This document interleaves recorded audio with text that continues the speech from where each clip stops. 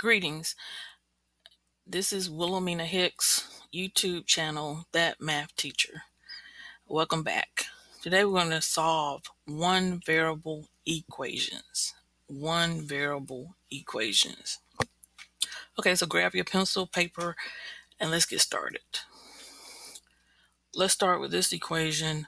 X plus 14 equals 25. Okay, so when you're solving an equation, you're trying to figure out, for example, what can I add to X? What can I add to 14 to get 25? And of course, you can do this one in your head, but I want to show you the algebraic way. So basically, when you're solving this equation, you're doing please excuse my dear Aunt Sally backwards. You're going backwards. Now, the objective is to, and don't worry, we're going to get to a harder equation in this video, but we're starting off simple. The objective is to isolate the variable. So you say isolate. What do you mean by isolate? That means on the left hand side of this equation, all I want is X. That's my goal. On the left hand side of this equation, all I want is X. Okay, so you say no problem. Get rid of this plus 14.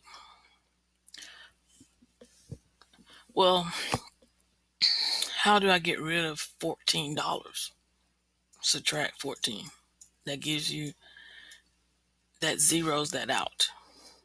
But you have to remember, if you do minus 14 on one side of the equation, you have to do minus 14 on the other side. So X equals 11.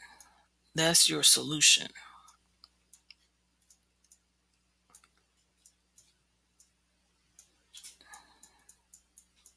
This equation has one solution, and we will get into some equations that have many solutions, infinitely many solutions, and we will get in some that do not have any solutions.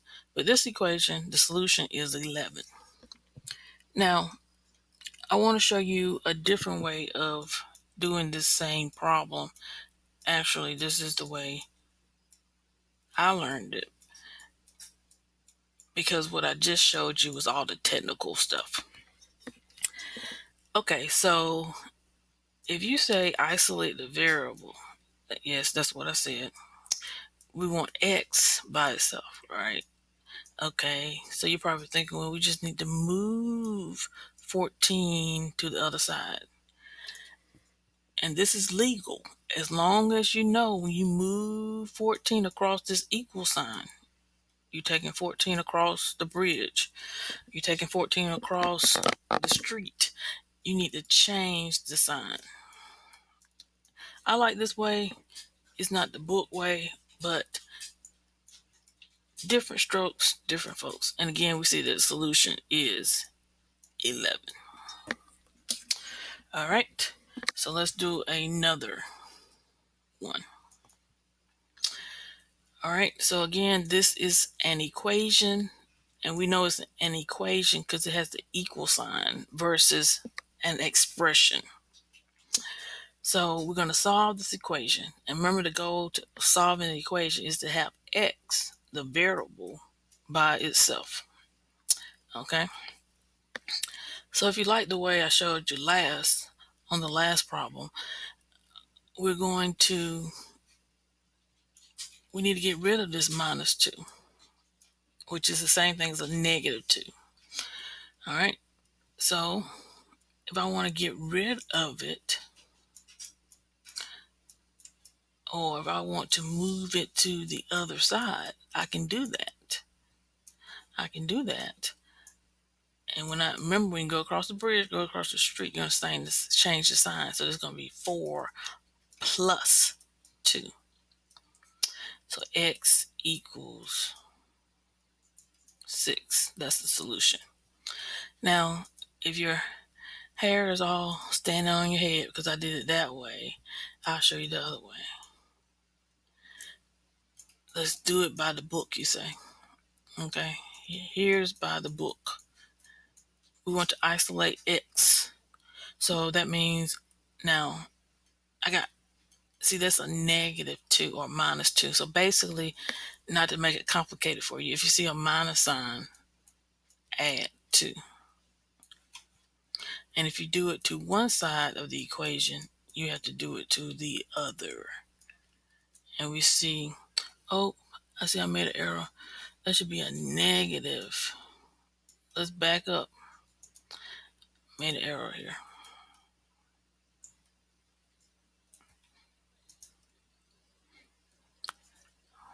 I'm going to keep rolling. I don't want to start over. So, okay, so let's back up. It was supposed to be a negative. All right, so -4. And remember the previous video, you owe me $4. You only paid me $2. Have you paid me all my money? No. You still owe me. So that's a negative. How much do you still owe me? $2. All right. We're all human. All right. So the solution is -2. All right. Now, going back to the technical way, you want to isolate the variable. So since there's a minus sign here, I put a plus sign. And if I add +2 to that side, I have to add +2 to this side. And the same thing I said in the previous video. You owe me $4. You paid me $2. Did you pay me all my money? No. So negative, you still owe me $2. -2. So the solution is -2. Okay. All right. So let's go out in deeper water now. And you say, whoa. On this one, I see x twice. Yes. I have 7x and I have 6x. Okay. You have to make a decision. Are you going to put your x's on the left-hand side, or are you going to have to put your x's on the right-hand side? You have to make a decision. It doesn't matter. I'm going to show you both ways. Okay, so let's take the equation and say you want to put all your x's on the left-hand side. So I'm going to grab this guy. I'm going to show it my way, and then I'll show you the book way. I'm going to take him over here. Now, when I take 6x across the bridge, remember, it's going to be minus, or the same thing as -6x. Now, this is where a lot of students go wrong. But a trick is to make sure your equal sign lines up. This will keep you nice and neat. Over here, when we take 6x away, we're left with 0. Sometimes students want to start putting different numbers over here on the right because there is nothing and it gets kind of fuzzy. But line up your equal sign. That will help you. All right. But Miss Hicks, I still have 2 terms with an x. Very good. You want to combine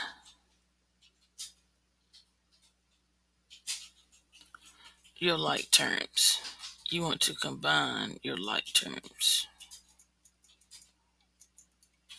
So 7x minus 6x is going to be 1x, and we just write the x. There's an understood 1 here, but we just write the x.